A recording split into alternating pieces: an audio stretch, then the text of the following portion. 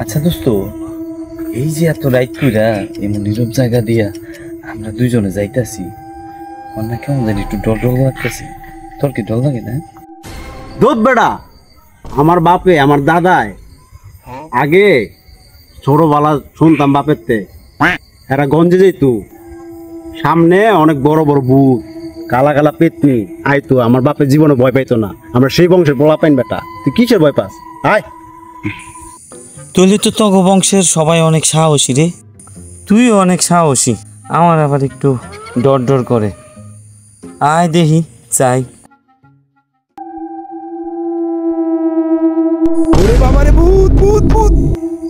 কিরে লাভ দিলি কে?